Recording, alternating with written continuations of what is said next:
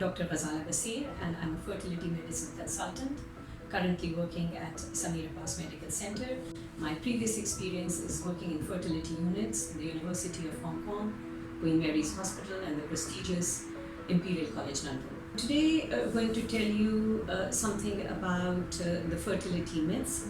You have probably heard loads of fertility myths through your friends, your family, and also the internet. The misinformation can be overwhelming. Today, I will just shed light on some of the common beliefs and misconceptions that are floating around. The first is, it's a women's issue. I say it takes two to tango. It is not just a women's issue. In our practice, about 30 to 35% of the couples who are seeking fertility treatment have a significant male problem. The rest of the percentage is attributed to a combination of different factors and even unexplained infertility. The second is, there is a strong chance that you can get pregnant after the first trial. This is not true. Successful pregnancy does not always guarantee a subsequent pregnancy. So there are people who are struggling to conceive for the second time or subsequently, and this is called secondary infertility. Couples who are young and have regular sexual intercourse, they can sometimes take as long as a year to conceive. So the advice for people who are under the age of 30, you can give yourself a year, but above the age of 30, seek medical advice after 6 months of trying. What I'm trying to emphasize here is age matters. Age is the most important cause that can determine a person's ability to conceive, not just for women, but for men. The ovarian reserve declines and the egg quality depletes with time. So do not put away till it is too late. Exercise is another very important factor, but let me tell you that exercising too much can be as detrimental as too little exercise, because strenuous exercise releases the hormone cortisol that can be counterproductive to your reproductive potential and can interfere with your reproductive hormones. So exercise in moderation. Being overweight or underweight can also contribute to infertility. This is because it can lead to ovulatory problems, can cause irregular cycles, and if a woman conceives when she is overweight, she can experience problems during pregnancy, like gestational diabetes, or problems related to miscarriage or at the time of delivery. So maintain a healthy body weight. The recommended body mass index is 19 to 25. It can be extended to 30. Caffeine reduces the odds of fertility.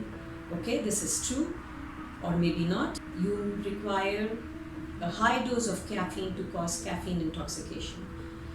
In studies, it has been shown in laboratory animals that excessive caffeine can result in anovulation. Recent studies in humans have also shown that it causes miscarriages. So the recommendation is, when you are trying to conceive, do not exceed 2 coffees per day, and that is a safe limit. Smoking, of course, smoking, and people believe that it is okay to smoke now and we can quit after we get pregnant. This is a myth. You must try and quit now, because smoking causes direct damage to the quality and the number of eggs that the woman harbors. Similarly, it also is detrimental to the sperm parameters. Smokers have a 30 to 40% lesser chances of conceiving after fertility treatment compared to the counterparts who do not smoke. And women who smoke have their ovaries are 3 to 5 years older than their biological life. Stress, yes, that can be due to a certain degree, but stress per se may not cause infertility. We have seen around the world that women conceive and give birth to babies in all sorts of stressful situations. However, excessive stress can cause the release or trigger the release of prolactin that causes anovulation and infertility.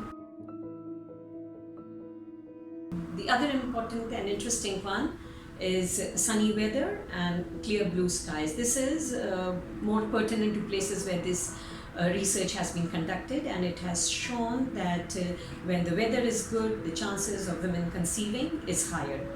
The science behind is that when the weather is good, the mood is elevated, it causes, the heart feels better, it is enlightened, and it increases the sense of well-being. It also triggers the release of the hormone melatonin, that is also a fertility enhancer. Similarly, the vitamin D is also triggered by sunshine. So always try and take a dose of sunshine. It is advisable to go out, take a walk in the park, and spend some time admiring nature. I hope that you found this video useful. Very soon we will be coming to you with similar interesting videos. Thank you very much.